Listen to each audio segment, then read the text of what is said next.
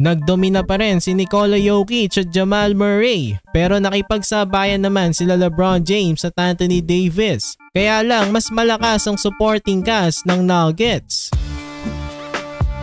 Game 1 ng first round, Denver Nuggets versus Los Angeles Lakers. Rematch nga ito ng last year's West Finals. Nasweep nga ng Nuggets ang Lakers sa last time na magkaharap sila sa playoffs. Pero ngayon panibagong series na ito. May domina kaya ulit ng Nuggets ang Lakers o makabawi na sila LeBron James at ang Lake Show?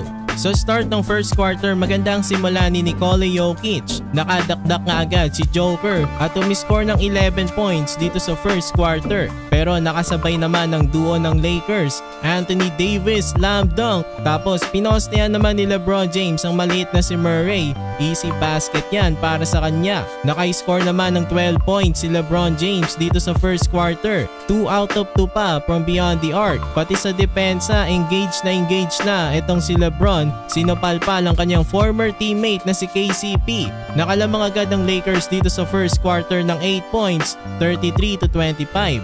Sa start naman ng second quarter, nakagawa ng impact ang veteran big man ng Nuggets na si DeAndre Jordan. Umiscore nga agad siya ng 4 points pero aggressive pa rin sila Anthony Davis at LeBron James. Lumobo na sa 12 points ang kalamangan ng Lakers 49-37. Pero after ng timeout, ito na ang Nuggets sa kanilang 14-2 run. Tabla ng laban after ng basket ni Aaron Gordon. Nasa Nuggets na rin ang momentum. Pero sa last seconds ng first half, umiscore ng 5 straight points si LeBron James. Sobrang layo pa ng kanyang tinira from beyond the arc.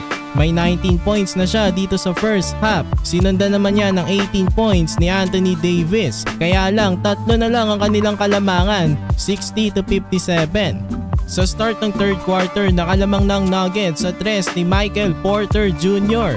After niya, nagpatuloy pa ang run ng Nuggets. Uminit na rin si KCP. Ilang mabibigat din na baskets ang kanyang pinakawalan dito sa third quarter. Habang sa Lakers, walang tulong itong sila LeBron James at Anthony Davis. Lumamang na tuloy ang Nuggets ng 11 points, 89-78 at the end of the third.